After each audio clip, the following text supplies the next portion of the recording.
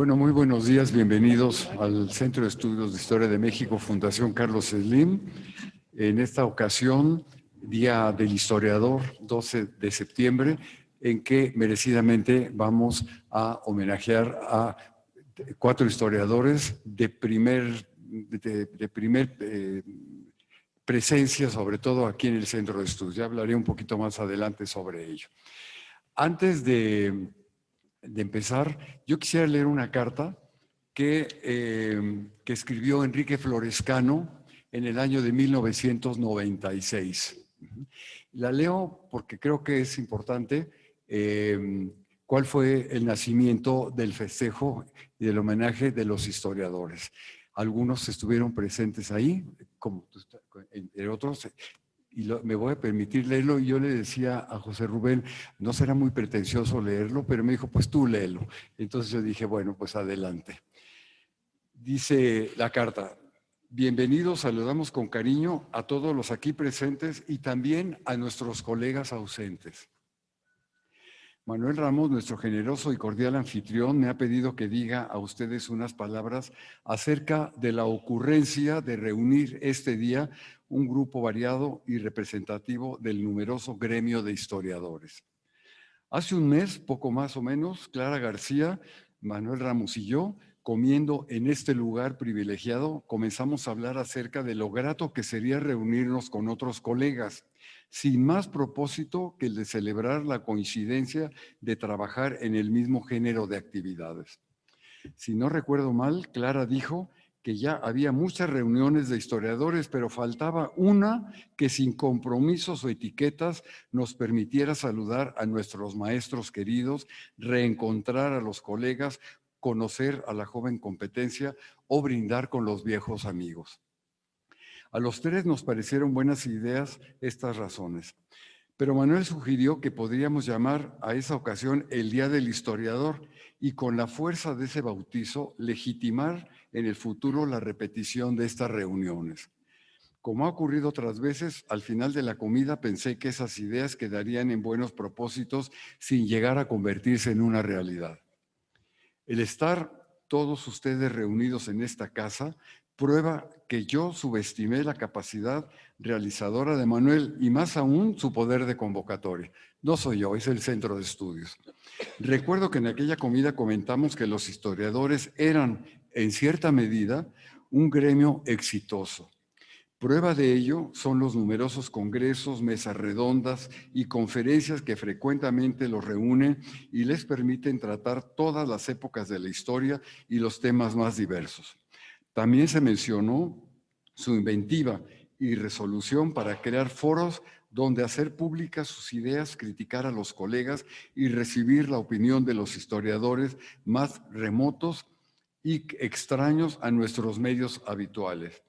No faltó quien encomiara la habilidad del gremio para autoevaluarse, repartir honores y asignar premios a sus miembros distinguidos.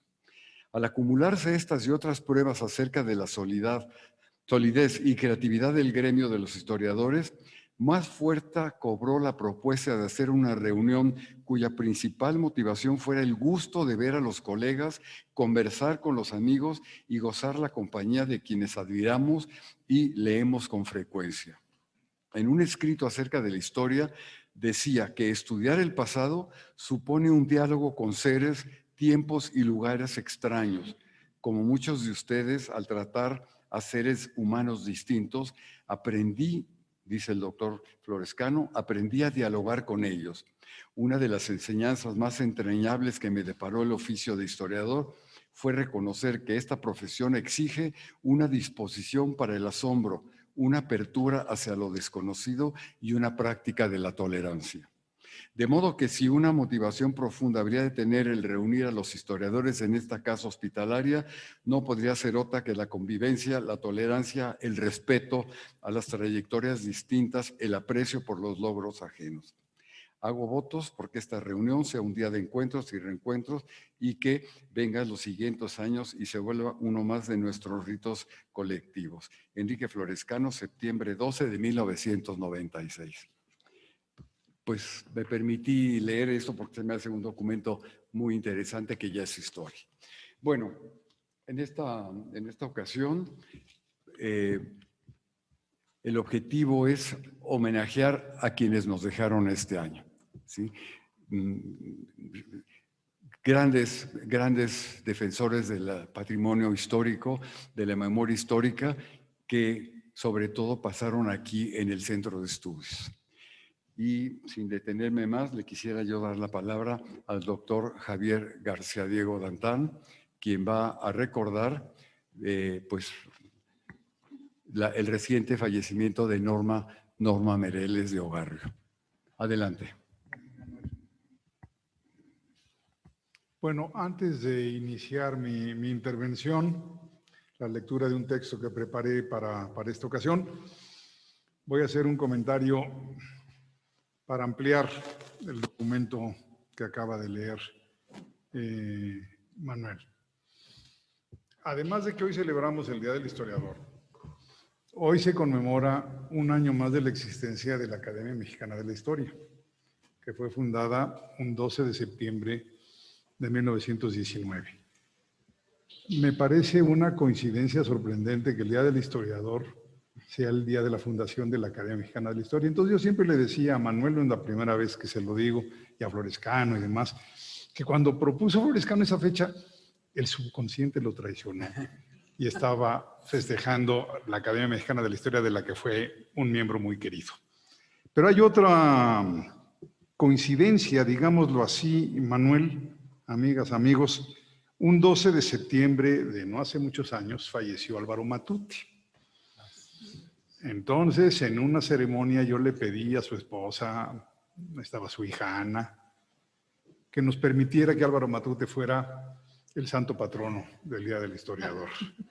Lo concedió, así que recordamos también a Álvaro Matute, aunque no haya ponencia sobre él hoy. Norma Mereles, in memoriam. Afectado todavía por el dolor de su reciente fallecimiento, me pregunto cómo poder definir a mi querida amiga Norma Mereles. En el plano laboral, infatigable, líder, organizada, tenaz, visionaria. En el plano personal, alegre, animosa, respetuosa y solidaria. En síntesis, una persona extraordinaria. Un ser humano luminoso. Aplaudo a los organizadores de esta ceremonia del Día del Historiador, en especial al doctor Manuel Ramos Medina, miembro correspondiente de la Academia Mexicana de la Historia. Lo traía preparado esto, no lo hice ahorita. Institución que, por cierto, hoy también cumple un año más de provechosa existencia. Por haber incorporado a Norma Mereles, que ya se tenía organizado desde hace meses para los historiadores fallecidos de este año. Pilar Gonzalo del Colegio de México en febrero, David Brading de la Universidad de Cambridge en abril, Sonia Corcuera de la UNAM en mayo. ¿Sí? Grandes académicos y académicas, sin duda, pero la contribución de Norma Mereles a la historiografía mexicana y mexicanista se equipara a cualquier contribución académica personal, por sabia e innovadora que haya sido. Nacida en esta ciudad en 1946, Norma estudió la carrera de Historia en la Universidad Iberoamericana ya por los finales de los años 60 y luego hizo ahí mismo una maestría. Como tantos y tantas, comenzó pronto con la docencia a nivel medio. Pudo también dedicarse a la investigación. Inteligencia le sobraba. El destino de Norma era otro. Como el de tantos seres humanos, su futuro lo definieron sus orígenes. Norma Mereles era bisnieta por el lado materno de Plutarco Elías Calles, pero había más. Era nieta, sí, va a haber ilustraciones. Era nieta de don Fernando Torreblanca, secretario particular de Calles, quien aprovechó la cercanía diaria y la confianza para hacerse su yerno al casarse con la hija mayor de Calles, Hortensia. Para los historiadores, doña Tencha.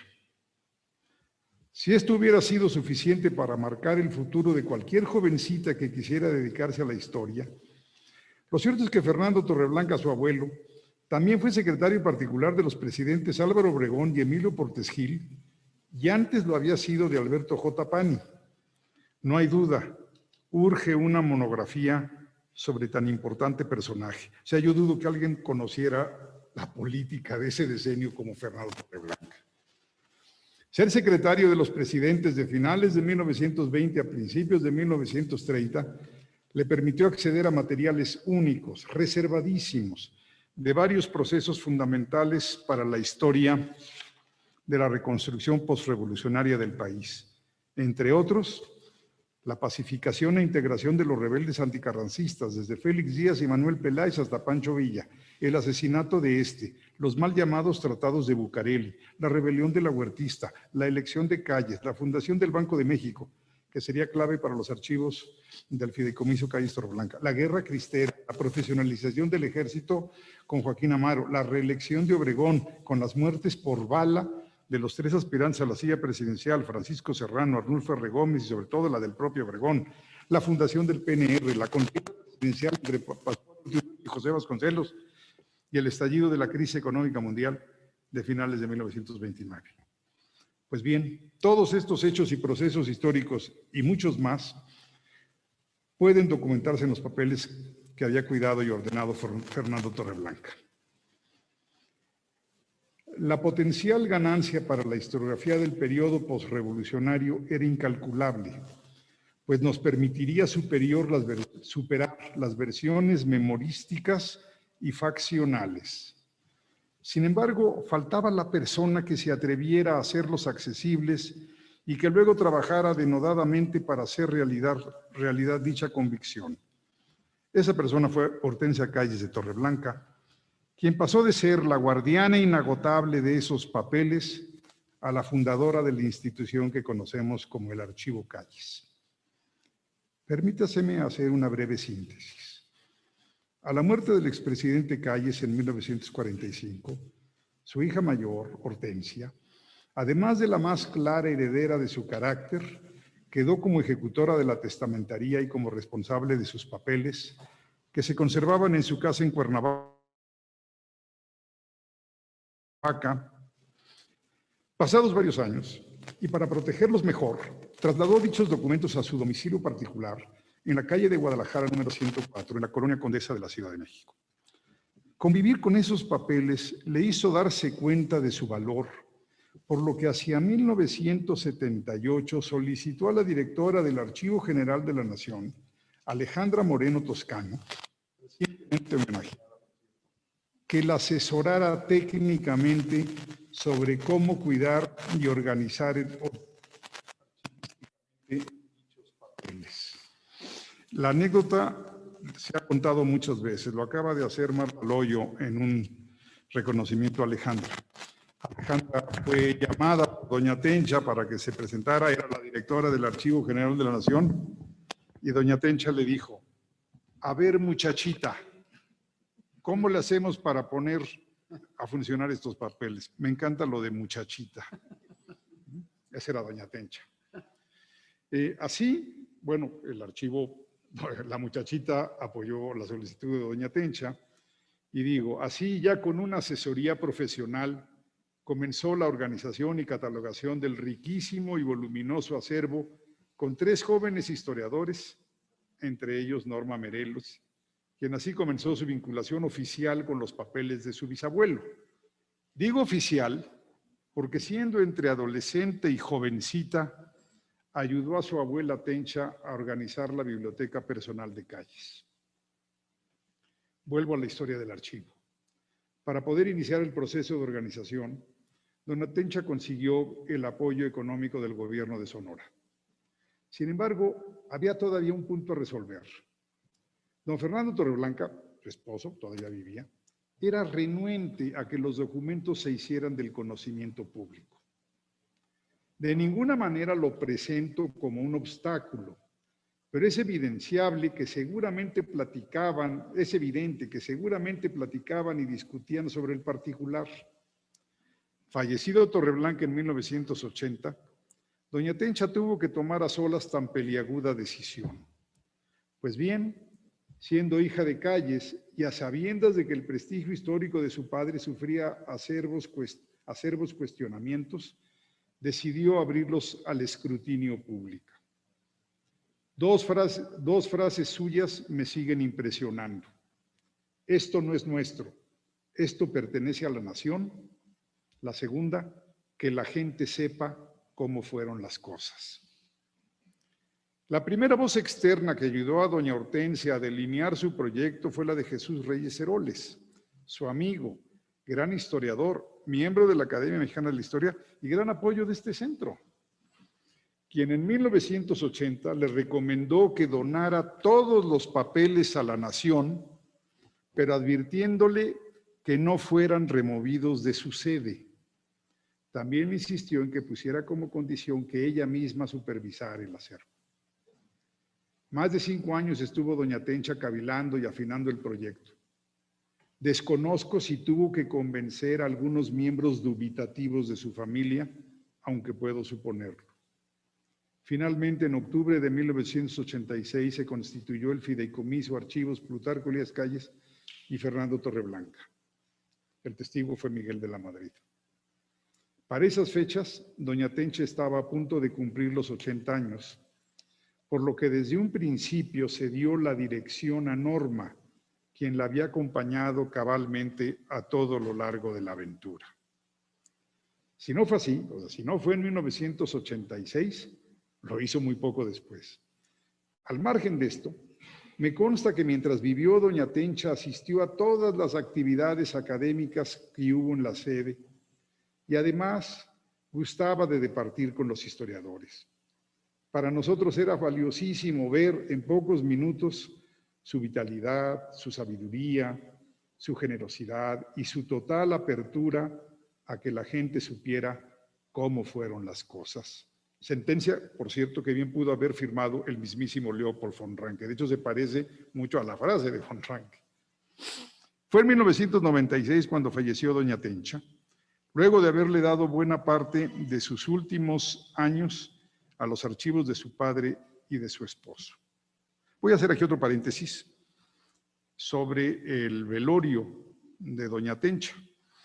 Estábamos ahí algunos historiadores cerca de Norma, que era quien conocíamos en ese salón, y de repente entraron doña Amalia Cárdenas y Cuauhtémoc, el ingeniero. Me sorprendió sabiendo la historia, el enfrentamiento que hubo entre ellos. Y le dije, Norma, ¿y esto qué es? Me dijo, se distanciaron Calles y el general Cárdenas, pero siempre se guardó decencia entre las dos familias, decencia y civilidad. Hombre, ojalá esto pasara todavía en el país. Extrañamos esa civilidad. Y luego digo, en rigor no hubo relevo a la muerte de doña Tencha, sino una continuidad simbiótica. Norma no era solo su nieta, como gustaba decirlo, doña Tencha había sido también su mentora, y yo agregaría su inspiración. Ahora bien, me corrijo, al quedarse sola Norma, le dio a los archivos el trato que solo un historiador profesional podía darle. Doña Tencha fue quien inició el proyecto, Norma fue quien lo profesionalizó y lo consolidó. Algunos de los logros de Norma Mereles al frente del Fideicomiso Calles Torreblanca fueron: lo enriqueció, lo modernizó en términos tecnológicos, lo blindó en términos arquitectónicos y financieros y lo internacionalizó. Veamos uno por uno estos aspectos. Enriquecimiento documental. Lo digo de forma contundente. El archivo tiene hoy más de 500,000 de documentos de los que tenía al constituirse el fideicomiso. Si hoy cuenta con 700,000 documentos y 45,000 fotografías, al principio contaba solamente con 30,000 documentos y 20,000 fotografías. ¿Cómo se logró el incremento? Con mucho esfuerzo y con prestigio.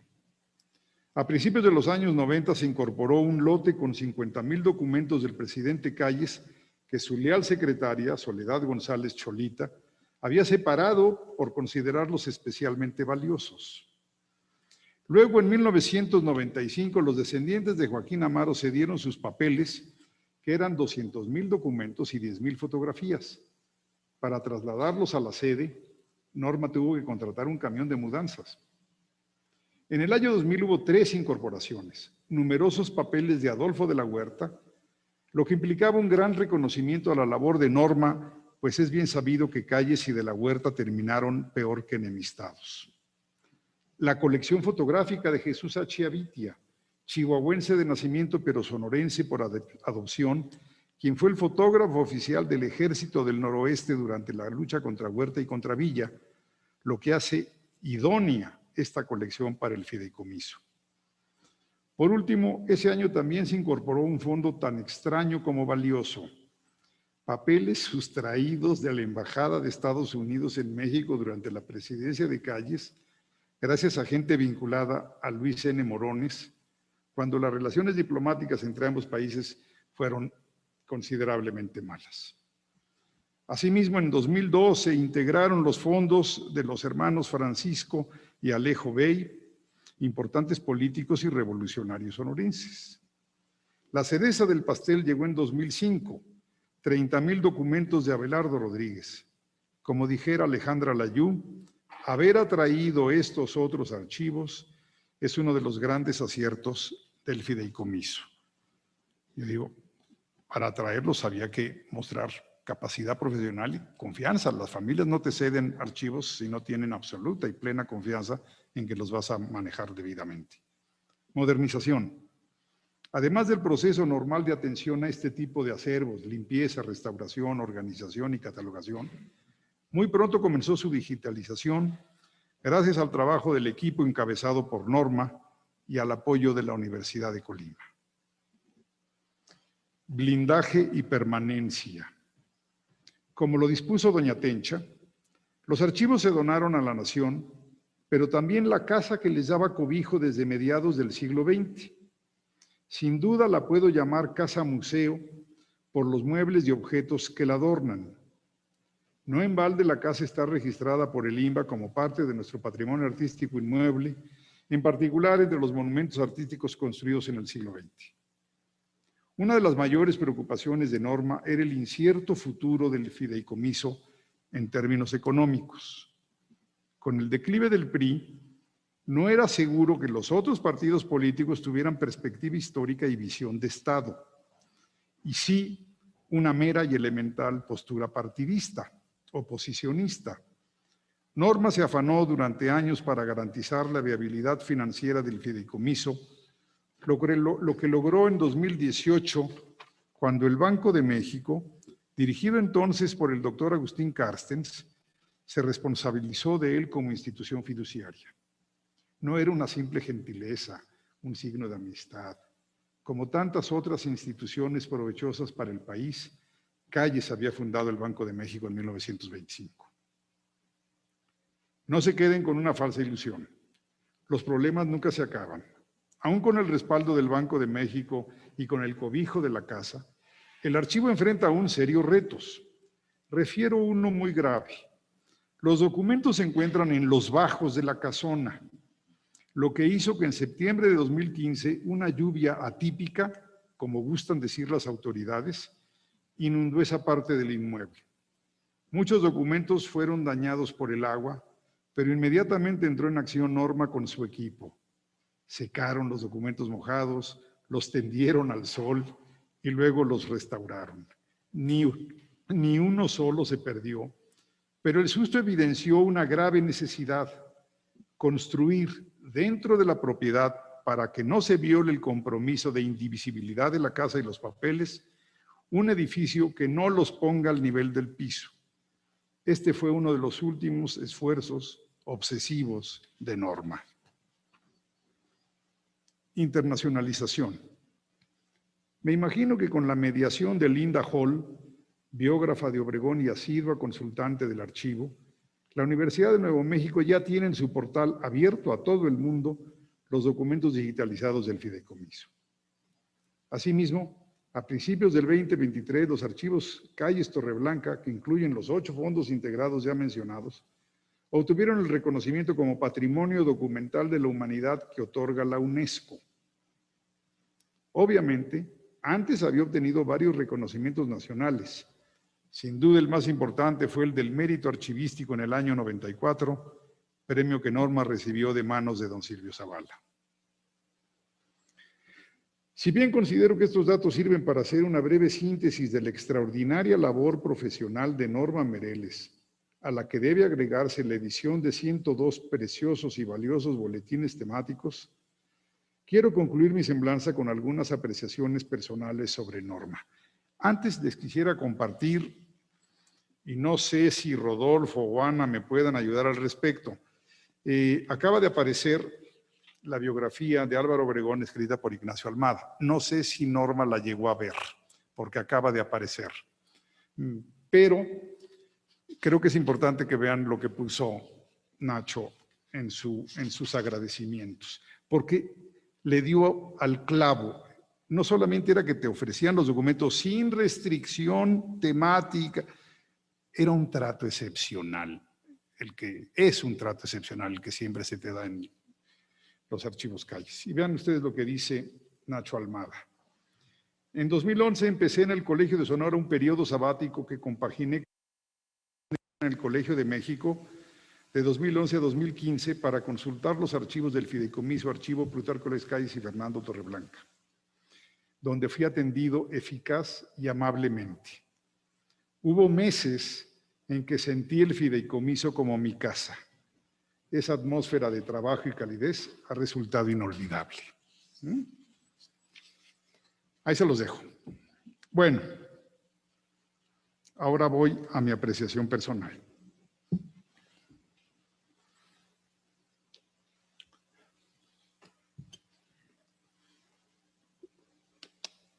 La conocí cuando comenzaba su aventura archivística, primero con su abuela y luego como la jefa máxima, nunca mejor usado el término, de los archivos Calles Torreblanca y anexos.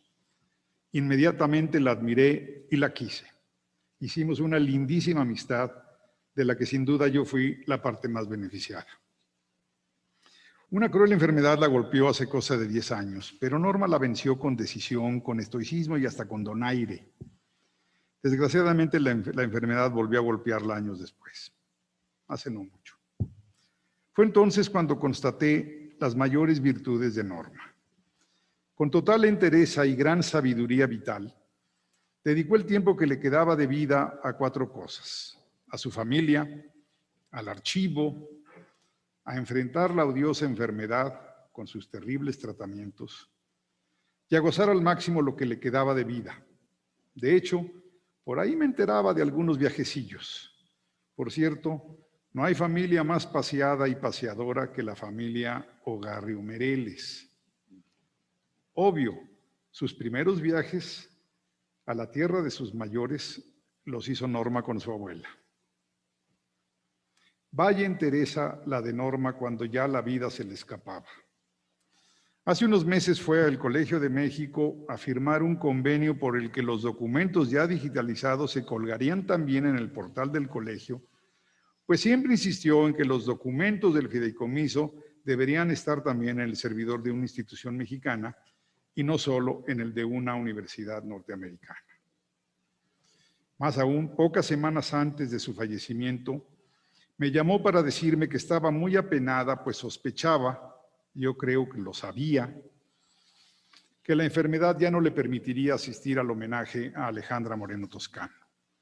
Eso sí, me dijo que estaba escribiendo su texto para que alguien más lo leyera. Sacudido por la conversación, aproveché para despedirme.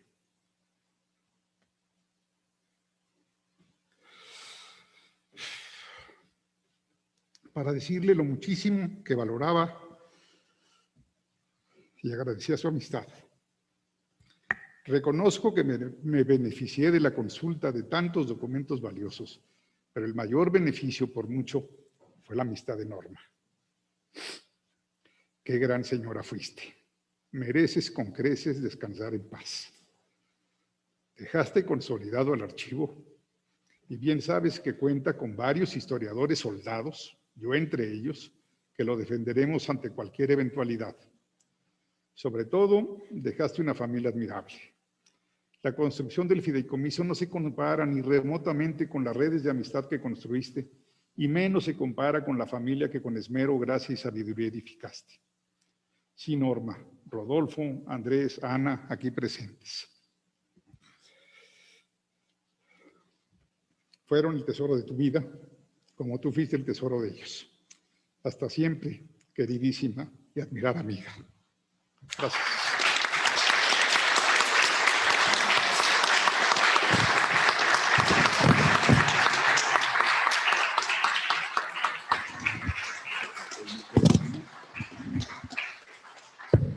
Muchísimas gracias al doctor García Diego. Y bueno, pues Norma también está muy presente en el Centro de Estudios. Yo conocí a Norma en el año de 1991 o 92, aquí en el Centro de Estudios.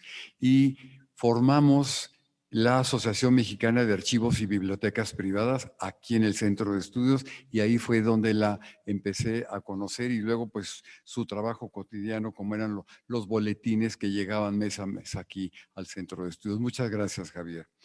Pues pasamos ahora a dar la palabra a la doctora Verónica Zárate del Instituto Mora, quien nos va a comentar sobre Pilar Gonzalvo. Gracias.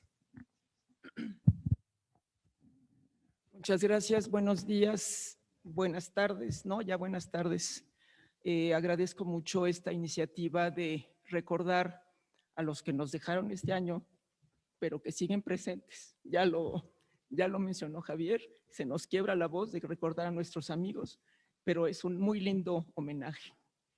Yo voy a hablar de Pilar Gonzalvo y voy a empezar al revés. Voy a hablar primero de mi apreciación personal de Pilar Gonzalvo. Ella no le gustaba mucho hablar de su vida personal, la tenía con cierta reserva. Sin embargo, hizo algo ya en las últimas semanas o meses de su vida.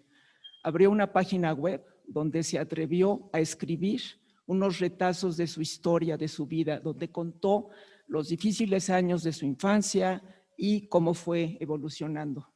En resumen, ella nació en Madrid un 17 de enero de 1935 y le tocó ni más ni menos la guerra. Con esa situación tan complicada, huyó con una parte de su familia al norte de España, al País Vasco, y se instaló con su madre y con su hermana en un pueblo donde solo se hablaba euskera. Y entonces ella, de niña, aprendió a hablar el euskera, y ya mayor, cuando pudieron regresar a Madrid, aprendió a hablar el castellano. Por eso ella tenía ese acento español tan peculiar, donde pronunciaba la doble L de una manera que nunca la pude imitar. Decía la llave, no decía llave, decía la llave, porque así en euskera se pronunciaba la doble L. Esa es una de tantas anécdotas que con el tiempo fuimos conociendo. Cuando llegó el momento de instalarse en Madrid, ella entró a la Universidad Complutense y siguió la carrera, no de historia, porque no se llamaba en ese momento de historia, sino de filosofía y letras. Y concluyó sus estudios con una tesis sobre una región del Chocó, región a la que algún día me confesó jamás puso un pie. Era un estudio historiográfico sobre lo que se había producido sobre esa región de la Nueva Granada.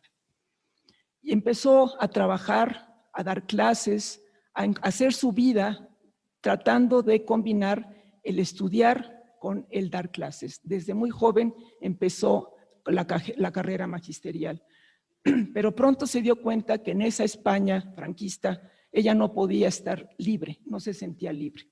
Y a la menor oportunidad se enteró de que había un congreso interamericano indigenista en Guatemala y sin dudarlo juntó los recursos que obtenía de su trabajo, tomó el avión, cruzó la mar Océano y se vino de este lado. Y aquí se quedó. Participó en ese congreso en Guatemala. Terminado el congreso, buscó la manera de entrar a México. Su objetivo no era Guatemala, era México. Estuvo dando conferencias, estuvo viviendo en casa de comunidades indígenas, estuvo haciendo labor social, mientras llegaba el esperado momento donde se le comunicara que había logrado obtener la visa para ingresar a México. Se había escrito con algunos colegas, con algunos historiadores, de los que tenía referencia por amigos de los amigos de los amigos, y ellos le abrieron la puerta. Entonces, en 1959, después de este Congreso Interamericanista en Guatemala, cruzó la frontera y llegó a la Ciudad de México y fue recibida por Ernesto de la Torre Villar, Vigberto Jiménez Moreno y Silvio Zavala. Don Wigberto, que era entonces director del Departamento de Investigaciones Históricas del INAH, ahora Dirección de Estudios Históricos, le brindó la oportunidad de trabajar con él y ese fue su primer trabajo como historiadora en México. Pero era un salario insuficiente y ella, inquieta como siempre fue, empezó a buscar otros recursos y otras maneras de difundir su labor, de difundir la historia, que ese va a ser un aspecto que la va a caracterizar a lo largo de toda su vida. Y empezó a dar conferencias en distintos foros. En uno de esos conoció al que se convirtió en su marido. Y entonces se dedicó durante muchos años en cuerpo y alma a su marido y a sus 4 hijos y dejó de lado la historia.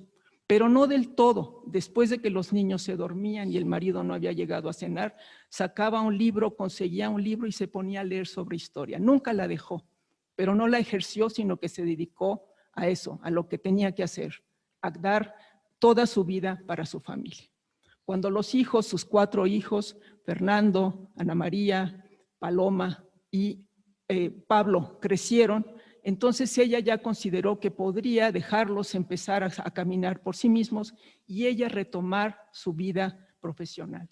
Y entonces se metió a estudiar la maestría en historia y el doctorado en historia en la Universidad Nacional Autónoma de México.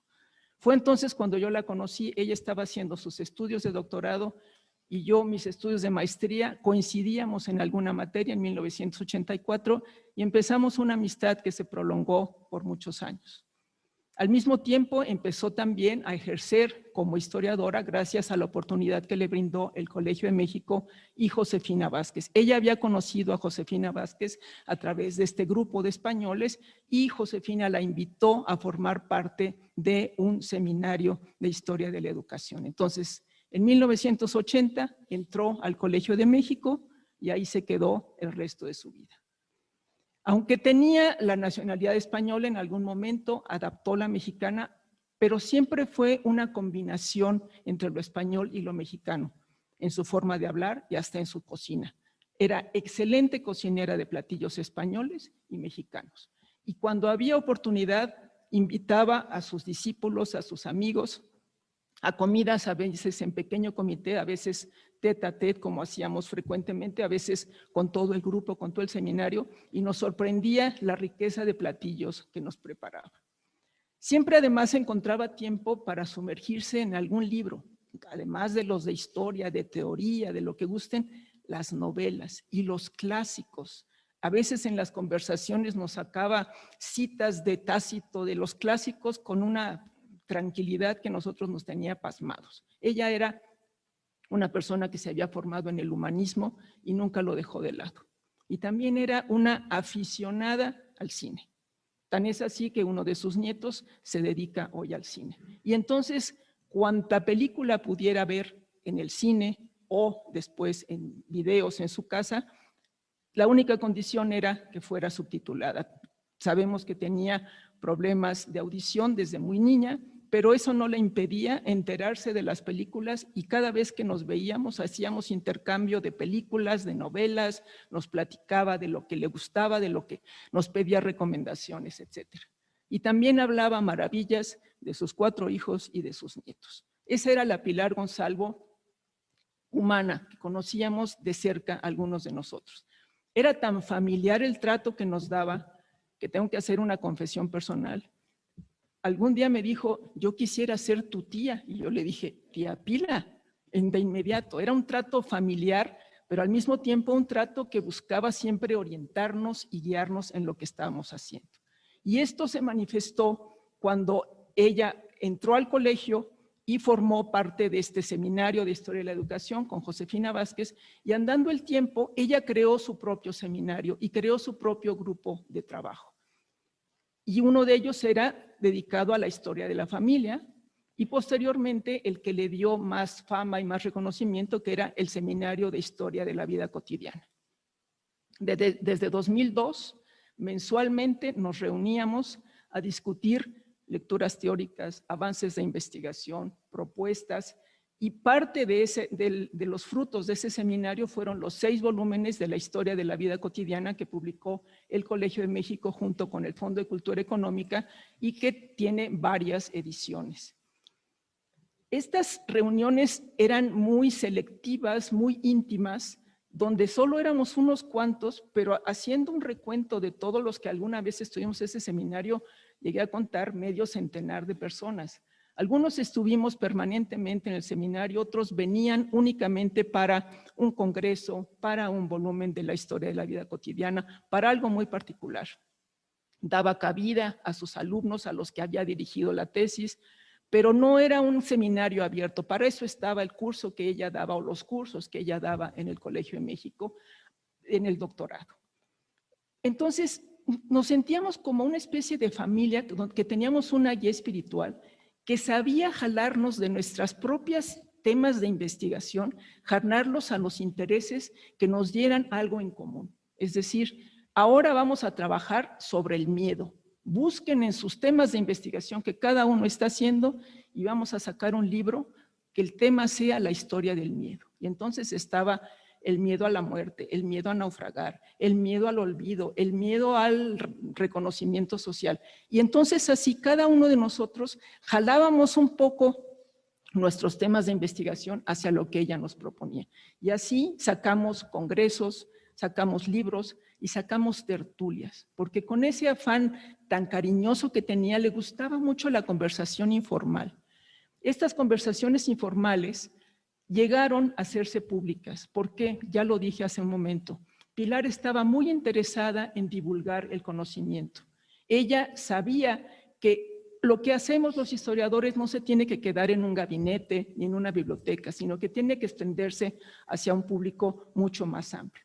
Entonces, siempre estuvo interesada en divulgar el conocimiento. Empezó también por divulgar el conocimiento de otros colegas. Hay que ver la cantidad de reseñas que a diestra y siniestra publicaba en Historia Mexicana. El libro que salía y que le interesaba, le hacía una reseña. Esa era una parte de dar a conocer. Pero también era una persona generosa con lo que ella misma hacía. Y a veces esa generosidad encontraba eco en las instituciones. En 2012, el Colegio de México publicó el libro Educación, Familia y Vida Cotidiana en el México Virreinal, Trayectoria, que incluía un CD donde estaban algunos textos, ya sea capítulos de libros o artículos o reseñas de la publicación de Pilar Gonzalvo, con lo cual podían salir nada más de las bibliotecas o de las librerías y darse a conocer por otra parte. Ella era una mujer que no le tenía el menor miedo a la tecnología. En cuanto hubo celular y en cuanto hubo WhatsApp y en cuanto hubo YouTube y en cuanto hubo todo, ella se manejaba con eso, con ayuda de Ana, su hija, de sus hijos, de sus nietos, de sus amigos. Siempre estaba buscando la manera de dar a conocer la historia. Creo que lo único que le faltó fue hacer TikToks, pero todo lo demás lo experimentó. Y entonces, precisamente, incursionó en YouTube y estas tertulias que les mencionaba yo, las filmaba, nos convocaba a 3 o 4 personas y decía, vamos a hablar de tal tema. Nos ponía unas tazas con agua, porque no había otra, y nos filmaban hablando sobre distintos temas. Estas tertulias están en YouTube y se pueden ver, y es como estar metido en una conversación entre amigos, que eso era lo que ella propiciaba. También le dio por hacer podcasts, entonces también podemos encontrar muchísima información sobre los temas que a ella le interesaban. En algún momento se asoció con el IMER para hacer un programa de historia de la vida cotidiana, unos programas de radio que después también se publicaron en un CD. Pero decía ella, ¿qué voy a hacer con todo esto? Yo sí quiero que se divulgue, yo sí quiero también que se concentre. Y durante mucho tiempo estuvo rondando la idea. Pero finalmente, más o menos por julio de 2023, se le ocurrió ya hacer una página web que contuviera toda esta información. Es una página que se llama vidacotidiana.pilargonzalvo.com. Y entonces ahí podemos encontrar textos, conferencias, entrevistas, investigaciones. Tiene secciones, por ejemplo, la personal, donde se incluye una cronobiobibliografía que hice con ayuda de una colega y de sus hijos, y sobre todo estos retazos de una vida que no tienen perdición, o sea, hay que leerlos para conocer a Pilar Gonzalo. Tiene otra sección que se llama Los Seminarios, donde hay algunas semblanzas de los que estuvimos integrando este seminario a los últimos años, pero también información sobre coloquios, sobre congresos, sobre cursos que nos invitaba a dar. Otra sección que se llama Publicaciones, donde están sus publicaciones individuales y también las colectivas. Algunos de estos textos están en libre acceso. Hay otros que por cuestiones de licencia, por las instituciones que lo publicaron, no son ahorita de libre acceso, pero esperemos que algún día esté. Otra parte importante es la llamada cursos, charlas y temas, que son también individuales y colectivos. Ahí están las tertulias, ahí están todos los programas de radio, ahí también hay grabaciones de sesiones completas de los congresos y los podcasts. Y otra sección que también es muy importante en el desarrollo de Pilar y a la que dedicó muchos años es el proyecto de notarías. Josefina Vázquez empezó junto con Potash hace muchos años un proyecto para hacer una guía de las actas de notarías. Ustedes conocen el archivo de notarías, siempre es bastante complicado si no se tienen algunas vías de acceso. Y entonces empezaron a hacer primero unas escalas, 1829, 1847 y 1875, registrando todos los documentos que hubiera de todos los notarios en el archivo de notarías cuando estaba en Candelaria de los Patos. Y después continuaron con ese proyecto. Había un equipo, a veces muy grande, a veces muy pequeño, a veces simplemente eran 3 personas que iban al archivo de notarías y cada acta tomaban una ficha y entonces sistematizaron esa información y la publicaron primero. Primero había unos volúmenes preciosos en la biblioteca del Colegio de México que eran las fotocopias de las fichas tamaño oficio hechas a mano, donde los ayudantes habían registrado la información, después se pasaron a máquina. Después se sistematizó y después se puso en acceso libre en la página del Colegio de México la entrada a este archivo de notarías. Y entonces uno puede escribir cualquier apellido, Romero de Terreros, y empieza a desplegar todas las actas donde se mencione algún acto que hubiera hecho Romero de Terreros. Bueno, este acceso está también albergado en su página web y es una contribución de Pilar Gonzalo que aunque ella el siglo XIX, como decía, no era lo suyo, tienen un registro de actas desde 1829 hasta más o menos 1860 y 75, que es una herramienta utilísima para todos los historiadores. Lo suyo era la época colonial, más que la época colonial, el siglo XVIII. Pero también el XVI hizo un intento por organizar también las actas del XVI. Ese intento no fructificó, no fue tan amplio como el que se hizo del siglo XIX, pero fue parte de esta contribución. Entonces, esta página web estuvo armándose durante mucho tiempo. Sus amigos y colegas tratamos de contribuir, ayudarle, orientarla, pero claro, llegó un momento en que ella ya no podía seguirla alimentando.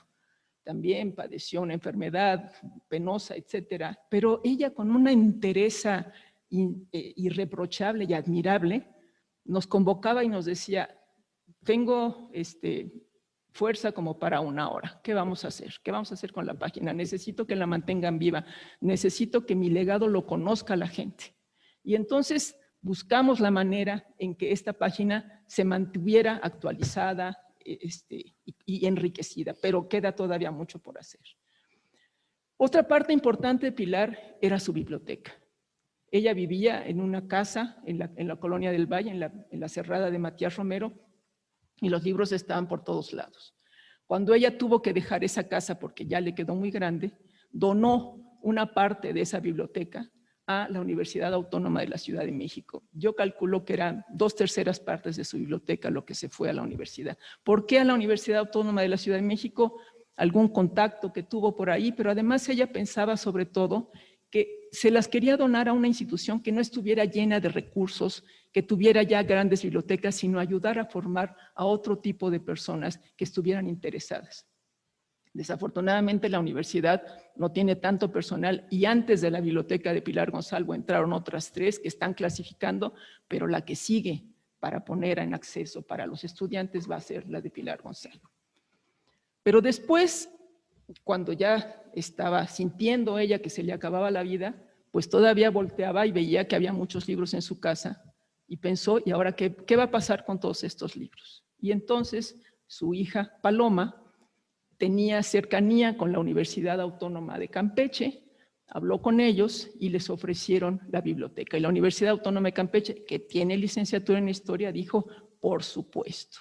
Entonces, la biblioteca, todavía Pilar, cargando su manguera de oxígeno, guardaba los libros en las cajas, ayudaba a hacer el listado para que esa biblioteca se fuera a la Universidad Autónoma de Campeche. El próximo 18 de octubre, en el marco de la feria, de la 35 Feria Nacional del Libro y Arte Universitario que va a ser en Campeche, se va a hacer público oficialmente ya la donación de esta biblioteca de Pilar Gonzalvo con un homenaje que se va a transmitir a través de la página de la universidad y de YouTube tal vez, donde se va a hacer una semblanza de Pilar, se va a hablar del acervo físico y se va a hacer una tertulia, como a ella le gustaba, donde hablaremos sobre la vida y obra de Pilar Gonzalvo. Pero la universidad también se va a hacer cargo de mantener viva esta página web. Las páginas web tienen un dominio, tienen un costo mantenerlas en ciertos espacios y la Universidad Autónoma de Campeche va a ser la que va a continuar con este legado de Pilar Gonzalvo. Pilar era una mujer incansable, ya lo dije. Su último texto se tituló La familia y el amor, estampas de la vida cotidiana en Nueva España, y se publicó en Relatos e Historias en México, número 187, en mayo de 2024. Lo terminó escribiendo que el tema de la familia es al que he dedicado mis últimos años, a aquellos que fueron nuestros antepasados y a mis lectores de tantos años les dedico lo que deberán ser mis últimas páginas. Lo fechó el 22 de febrero y cerró sus ojos 4 días después. Una mujer incansable. Pilar tuvo muchos reconocimientos en vida. Tal vez los más reconocidos son el Premio Nacional de Ciencias y Artes que recibió en febrero de 2008 y el último que recibió fue el Premio Clementina Díaz y Diobando en los campos de Historia Social, Cultural y de Género en el INER, que lo recibió en 2023. Al final de su vida todavía tenía ánimos de hacer con esta idea de la divulgación un libro cómic que tituló Te voy a contar la historia, el que solo imprimió con sus propios recursos 50 ejemplares. Y en él escribió, si eres el destinatario elegido de estas páginas, es porque me hace feliz tu recuerdo y querría permanecer siquiera unos momentos en el tuyo. El mejor premio que recibió es que sigue viva en el recuerdo de muchos de nosotros. Muchas gracias.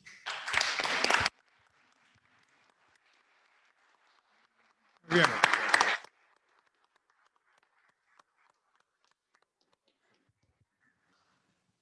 Muchas gracias a la doctora Verónica. Pues aquí también en el Centro de Estudios quedó estampada los estudios de la doctora Gonzalvo cuando publicamos este libro muy pesado, por cierto, que se llama Conventos de Monjas, Fundaciones en el México Virreinal.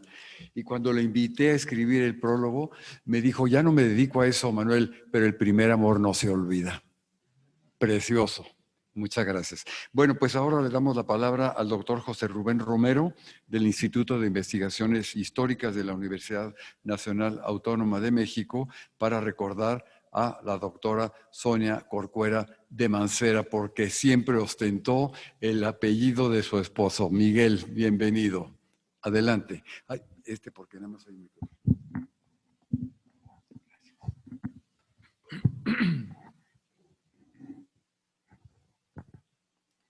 Buenas tardes. Con inmensa emoción acepté hablar hoy, Día del Historiador, de Sonia Corcuera de Mancera. Agradezco esta deferencia a Manuel Ramos, pues me da la ocasión de compartir con ustedes sentimientos y experiencias que se entretejen en el pasado que se torna presente gracias al portento que es el recuerdo y que corresponden a la bondadosa amistad con que Sonia honró un pliegue de eternidad que es mi existencia en este mundo. Permítaseme hablar de mi experiencia y por lo tanto en primera persona. Tuve la fortuna de conocer a Sonia en los años 80, cuando me ocupé de coordinar lo incoordinable, según me lo externó una querida y recordada colega profesora de la facultad, la doctora Moreno Enríquez, cuando yo dirigía el Colegio de Historia de la facultad. Sonia se ocupaba entonces, como lo hizo por muchos años, del curso de historiografía general. Compartí con ella siempre la convicción de la importancia que tiene esta cátedra en la formación de los historiadores, pues a través de ella no solo sitúan en el tiempo, por lo tanto, en la historia, lo que otros historiadores han escrito sobre el pasado, sino, lo más importante, constituye una lección de humildad, porque quien la estudia, la historiografía, aprende que todo o casi todo lo que escribimos está condenado a quedar relegado en los campos donde habita el olvido, parafraseando al inolvidable poeta andaluz Luis Cernuda. Los comentarios que llegaron a mi oficina respecto de las clases de Sonia siempre fueron los mejores. Sus alumnos se expresaban en los términos llenos de admiración que bien describían la entrega con la que los atendía, el esmero que denotaba la preparación de sus lecciones y su cuidadosa puntualidad. Todos estos son elementos de incuestionable valor cuando alguien dedica sus esfuerzos a la docencia. También tuve la fortuna de ser compañero de banca de Sonia Corcuera, pues para mi sorpresa coincidimos en un curso de teoría de la recepción que organizó la Universidad Autónoma Metropolitana y que dictó magistralmente mi colega, el doctor Alberto Vital, gran especialista en la obra de Juan Rulfo. Descubrí allí otra faceta de Sonia, la de atenta alumna y compañera solidaria. Por supuesto, su participación en tal curso dice mucho de sus inquietudes intelectuales, pues por aquella época las ideas en torno a esta teoría, la de la recepción, apenas se respiraban en los ambientes de los historiadores mexicanos. Debo confesar que ya con anterioridad tenía yo la certeza de sus inquietudes intelectuales e historiográficas, que pues ya para entonces había publicado Entre la gula y la templanza, ejemplo mexicano extraordinario de la corriente historiográfica de historia de las mentalidades. Sonia Corcuera, y debo decirlo, también su esposo Miguel Mancera, me honraron con su bondadosa amistad, lo que me permitió conocer a Sonia como maravillosa anfitriona. Varias veces tuve la fortuna de disfrutar de comidas tan exquisitas como plácidas en el jardín de su casa en Coyoacán. En ellas, la conversación siempre fue bondadosa y disfrutable. Admiré sus trabajos. Quiero mencionar particularmente dos que revelan la lucidez intelectual de Sonia Corcuera. Voces y silencios de la historia, siglos XIX y XX, que constituye un acercamiento a la historiografía en su conjunto, producida durante esos 2 siglos. Se trata de un texto, sin duda magistral, que constituye una revisión en verdad ambiciosa que por sus páginas desfilan las grandes corrientes filosóficas e historiográficas. así como sus exponentes.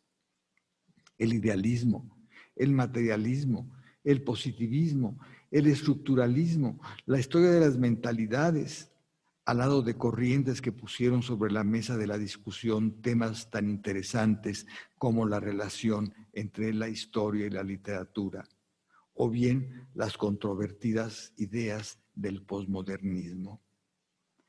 Todas estas cuestiones fueron tratadas por Sonia con gran claridad. Sin duda, este texto constituye un vademecum para los jóvenes historiadores y una fuente de reflexiones para quienes llevamos ya tiempo en estas lides. Otro texto, tan revelador como apasionante, es de Pícaros y Malqueridos.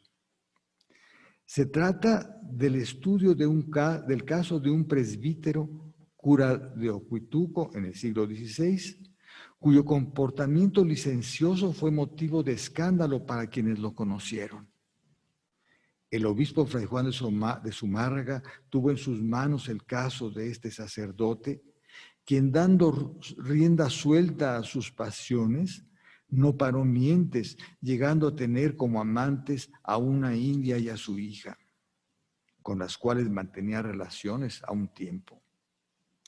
A tanto llegó el infame, que también asesinó al marido de otra indígena, a quien sin éxito había requerido de amores. Más allá de la anécdota, Sonia Corcuera logra enfrentarnos a la realidad novohispana en su diversidad y contradicciones. La labor de investigación y reflexión que sostienen esta obra son admirables y por ello ejemplo de la manera como estos temas deben ser investigados y presentados. Estos libros forman parte de un conjunto de obras que muestran muy bien los alcances intelectuales de Sonia Corcuera, a quien hoy rendimos homenaje. Recordamos a Sonia Corcuera de Mancera, historiadora, colega y amiga, con cariño entrañable, seguros de que su memoria la hará siempre presente entre nosotros. San Agustín, aludiendo a la desaparición de un ser querido, decía: no está donde solía estar, ahora está siempre conmigo. Es así que Sonia está con nosotros. Muchas gracias.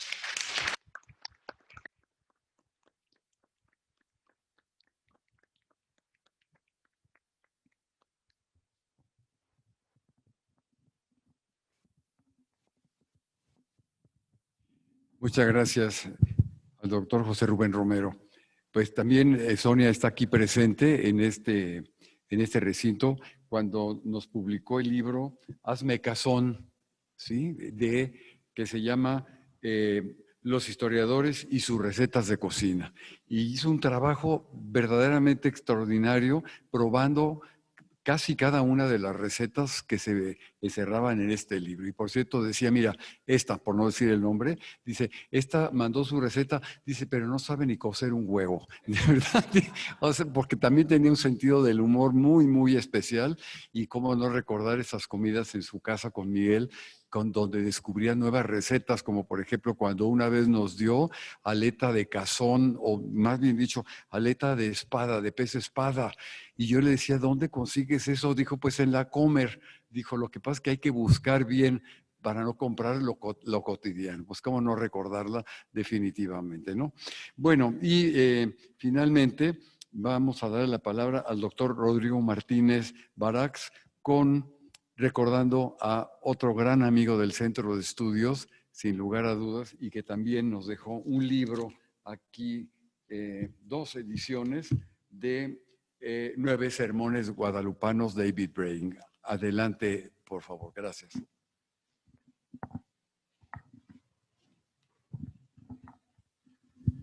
Muchas gracias, Manuel. Estoy muy agradecido con mi amigo y colega Manuel Ramos por haberme hecho el honor de invitarme a participar en este Día del Historiador, dedicado en este jueves 12 de septiembre de 2024 a recordar a 4 queridos maestros y colegas tristemente desaparecidos en estos últimos meses o apenas semanas. Norma Mereles de Ogarrio, Sonia Corcuera de Mancera, Pilar Gonzalo Aispuru y David Brading. En compañía de colegas queridos, el propio Manuel, Javier García Diego Dantán, José Rubén Romero Galván y Verónica Zárate Toscano. Hace unos días vi en internet con un video del biólogo mexicano Antonio Lascano, en el que explica que los artistas son más necesarios o imprescindibles que los científicos. Porque los hallazgos de los científicos son objetivos y progresivos. Y si no los hace un científico, lo hará otro. Más o menos al mismo tiempo. Mientras que las obras de los grandes artistas, las de Miguel Ángel, de Bach o de Cervantes o de Shakespeare, nadie más que ellos las hubiesen podido realizar. Y sus obras son insuperables, a diferencia de las de los científicos, que son perecederas. La reflexión viene a cuenta porque David A. Brading sabía que la historia es una ciencia y es un arte. Y reflexiona. Como obras de la ciencia, todos los libros de la historia están condenados a la obsolescencia. Como obras de arte, tal vez un puñado escape del olvido. Y este es ciertamente el ánimo que atraviesa la obra de David Brading. Aunque arte, creo que debe entenderse aquí no tanto en el sentido de bello, o aún artificiosamente bello, sino en un sentido moral, que le da al conocimiento histórico una necesidad vital, y fue el caso de David Brading. David Anthony Brading nació en Ilford, Essex, cerca de Londres, el 26 de agosto de 1936, en una familia católica. Y parte de la secundaria la hizo con sacerdotes jesuitas.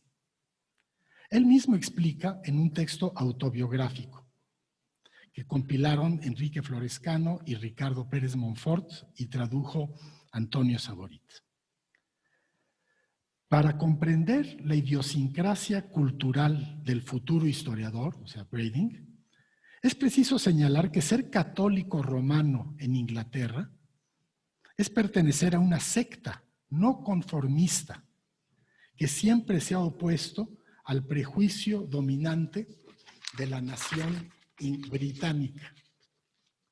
Trátese de un prejuicio protestante o bien liberal. Es una secta, continúa Brading, que vino a la vida con el martirio de Sir Thomas More. Y sigue con otros ejemplos. Fue esta sensibilidad de inglés católico la que llevó a David Brading a congeniar con la historia novohispana y mexicana. A los 20 años hizo su servicio militar en la Fuerza Aérea en Hong Kong y aprendió chino. Después estudió en Cambridge historia medieval europea e inglesa, política e intelectual. Y en 1960 obtuvo una beca para una estancia en la Universidad de Yale, en Estados Unidos, desde donde un amigo lo invitó a Cuba, poco después de la Revolución, donde estuvo 10 días y nació su afición por América Latina.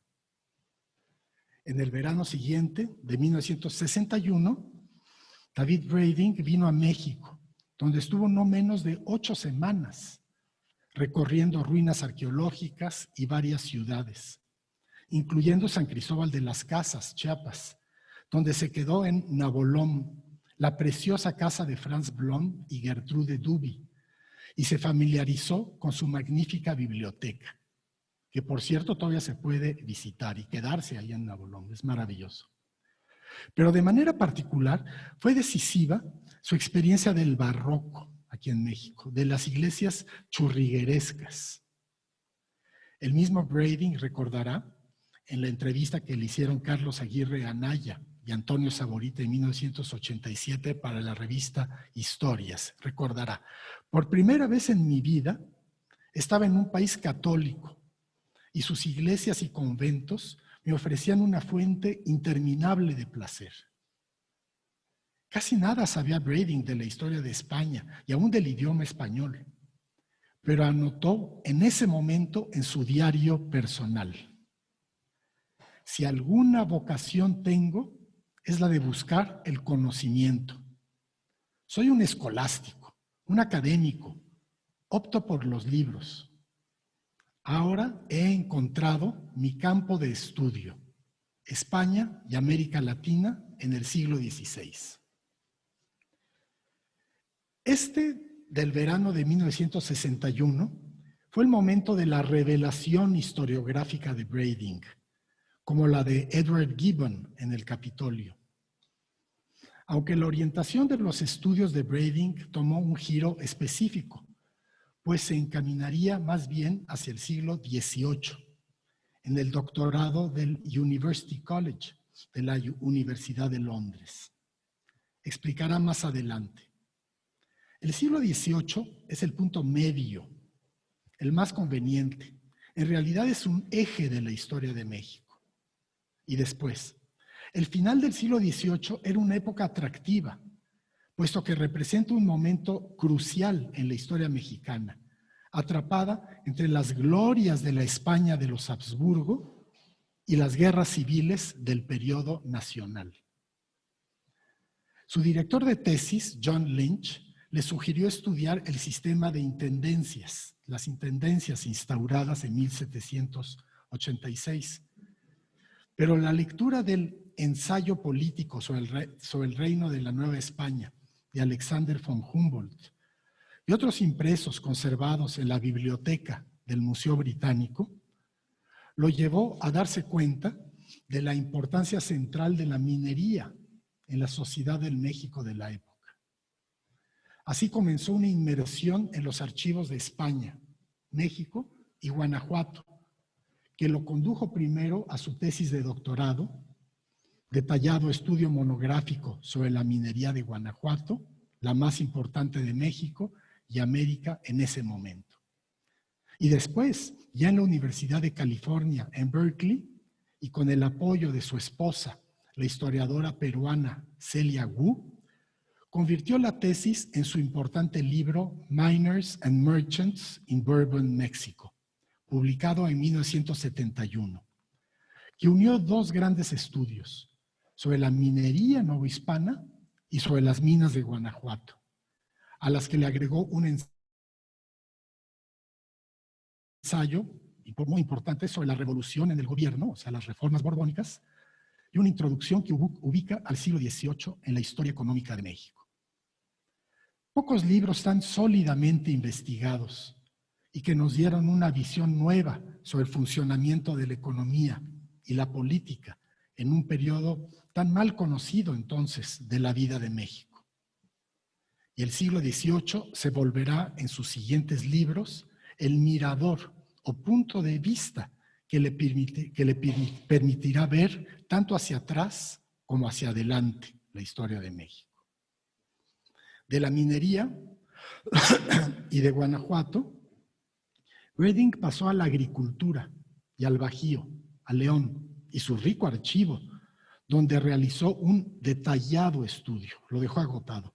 Haciendas and Ranchos in the Mexican Bajío, León, 1700-1860, que le permitió pasar de la prosperidad minera, de inspiración humboldtiana, descrita en Mineros y Comerciantes, a una sociedad agraria, pero no de grandes hacendados norteños, ni de pueblos indios, mesoamericanos, sino de haciendas medianas y ranchos, que viven con dificultades los años de crisis que provocan y que confirma el esquema de una clase propietaria en la que se unen criollos y peninsulares, que se casan estos con jóvenes criollas, clase que genera ganancia, que absorbe la agricultura, siempre endeudada con la iglesia.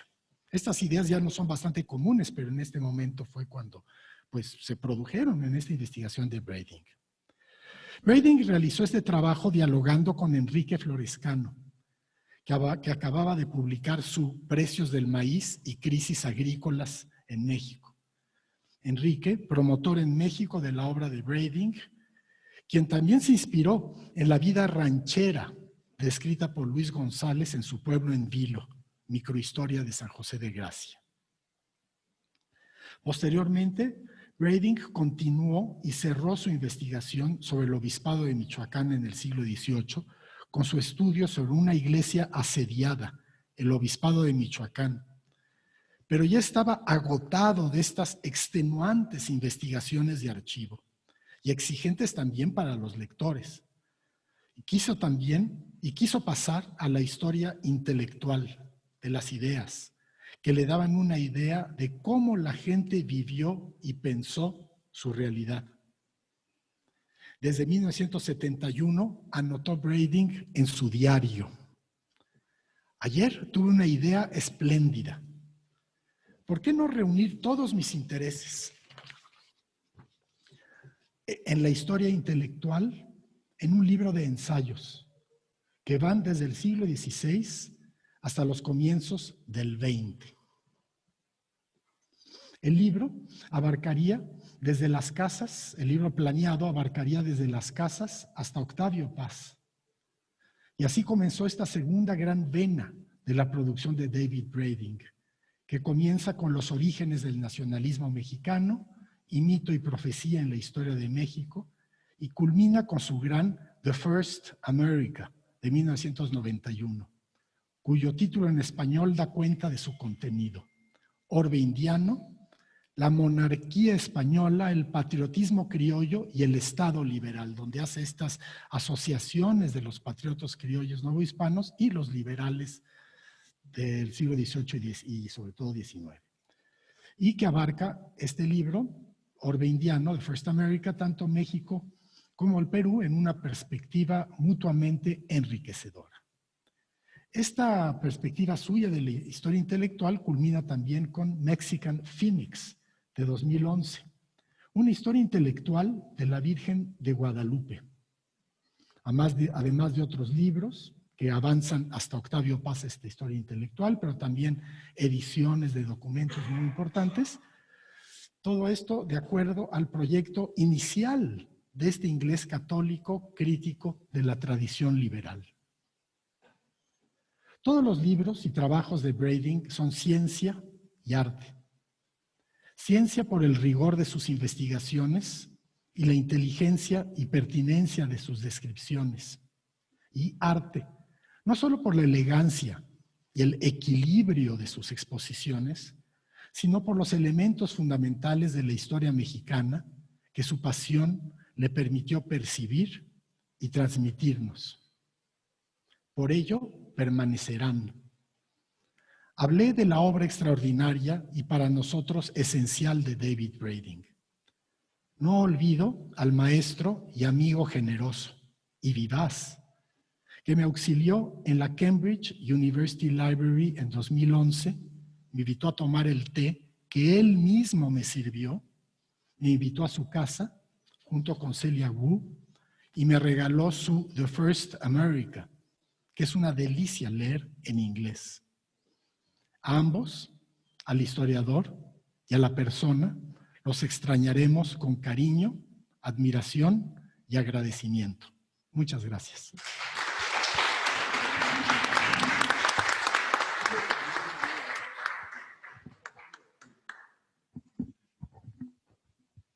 Comentaba el doctor García Diego que aquí se hospedó el doctor Brading durante un mes y fue cuando publicó el libro de los sermones guadalupanos. Pero hay una anécdota también muy interesante que a mí me afectó muy, particularmente cuando presentó aquí su libro sobre la Virgen de Guadalupe, la Fénix de América, que en la mañana nos hablaron para amenazarnos y decir que iban a poner, no sé si una bomba o algo aquí en el centro de estudios.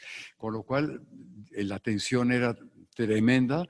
Tuve que pedir un arco al Museo Sumaya para ver que la gente que entrara o que ingresaba no trajera alguna bomba, algún arma, una cosa así. Pero fue una de las experiencias más terribles que yo he tenido aquí en el Centro de Estudios. Pues con esto concluimos. Ha sido una mesa extraordinaria, de verdad, recordando a estos 4 historiadores que dejaron huella, y vamos a celebrar con un vino de honor estas 4 vidas ejemplares. No sin antes decir también que hoy, 12 de septiembre, cumple años el doctor Óscar Macín, aquí presente. Gran historiador. Nora Jiménez del Colegio de Michoacán, que también cumple años este día y me dijo que iba a hacer todo posible por venir. Y cómo no recordar a Jan de Vos, que también cumplía este 12 de septiembre. Muchísimas gracias a todos ustedes, al público que nos siguió en línea, un público muy amplio con muchos comentarios que hay de felicitaciones, pero nos quedamos con estas 4 vidas ejemplares de 4 grandes historiadores en México. A mí se me hace que lo de Óscar es una acta chapulina. Yo creo que se lo cambió después. Se lo cambió después. Pues los invitamos a tomar un vino de honor y nuevamente muchas gracias aquí al panel que presentamos. Gracias.